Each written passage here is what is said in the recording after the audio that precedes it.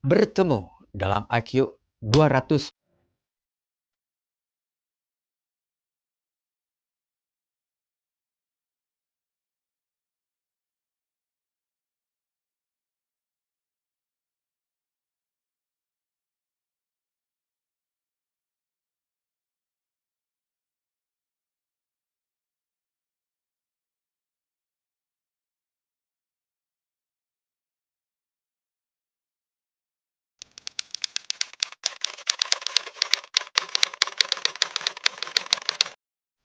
Disclaimer, tidak ada niat saya untuk menyerang satu ataupun dua pihak dan pihak-pihak lain.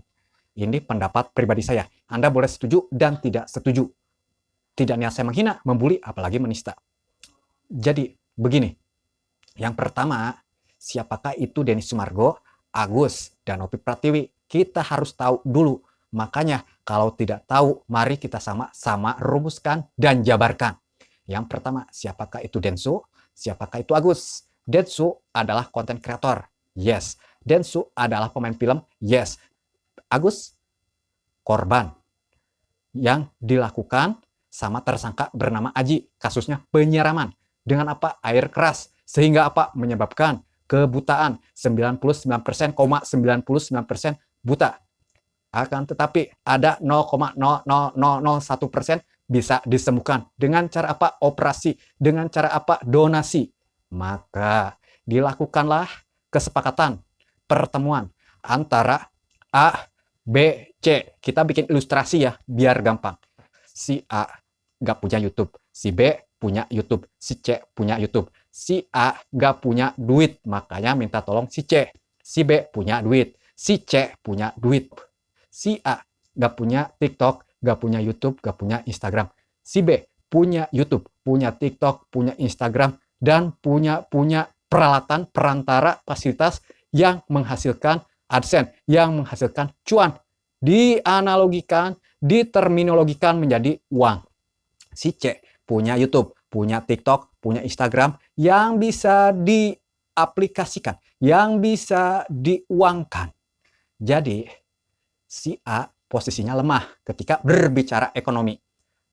Sumbangan, donasi Agus, kita kesampingkan dulu aspek hukumnya dan aspek agama, akan tetapi kita berbicara bisnis, diutamakannya bisnis ya, bukan berarti tidak ada aspek hukum dan aspek agama moral, tetapi bisnis. A, B, C. Si A diundang ke podcast si B melalui rekomendasi si C. Nih, gimana si A bisa menghasilkan uang, sedangkan si A sendiri nggak punya AdSense, nggak punya YouTube. Akhirnya bikin kesepakatan deal or no deal antara si A dan si B. Seperti apa? Nanti kita bahas. Si A dan si C, apakah bikin kesepakatan? Apakah bikin aturan? Simbiosis mutualisme? Mengutip ucapan si A bahwa tidak ada kesepakatan, tidak ada ucapan apapun dari awal. Nah, terjadilah pertemuan si A dan si B diundang podcast dengan tema donasi, dengan tema kasus penyiraman air keras, sehingga acara tersebut mendapat empati dari netizen. Si B dan si C punya penggemar, si B dan si C punya pendukung, si B dan si C punya teman-teman yang berduit. Ya, biar gampang ya. Nyuruh dang, suruh donasi dong. Gue lagi ngundang nih, berapa aja, mau goceng, mau ceban, mau 20, mau 500, mau sejuta, terserah. Si C juga sama teman-temannya, lo donasikan dong, lo sumbang dong. Akhirnya para penggemar keduanya, bahkan teman-temannya melakukan donasi-donasi. Metodenya, kita berbicara metode super tank. Dari netizen, kita berbicara netizen aja ya. Dari netizen, subscriber, masuk melalui super tank ke acara podcast. Terkumpul dalam waktu 1, 2, 3. 3 hari dan terkumpullah 1,4 miliar lebih. Kurang lebih segitu. Sehingga si B nggak tahu nih antara kesepakatan, sekali lagi kesepakatan si B dan si A seperti apa. Mungkin, ini pendapat pribadi saya, si A dan si B udah bikin kesepakatan yang kemarin di episode saya bilang bahwa ada simbiosis mutualisme. Gue mendapatkan keuntungan dari AdSense, terserah lo donasinya.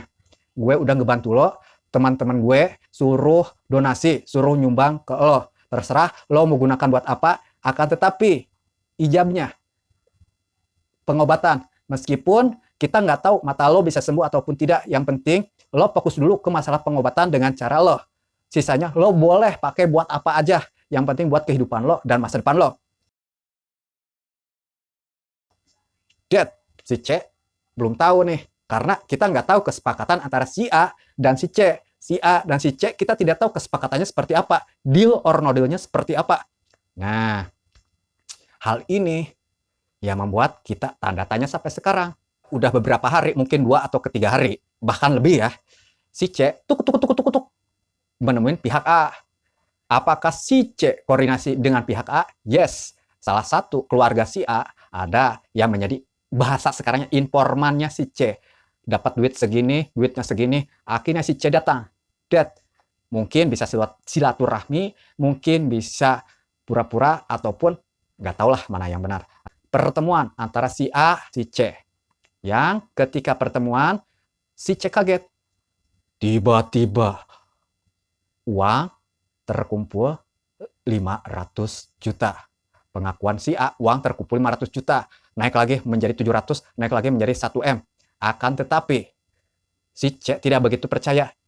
Koordinasi lagi dengan informannya, yaitu yang menjadi informan, informasi si pihak C adalah pihak keluarga Wawa, anaknya Wawa. Mengutip ucapan A, saya tidak tahu antara obrolan percakapan antara anaknya Wawa bernama NN dengan saudari C.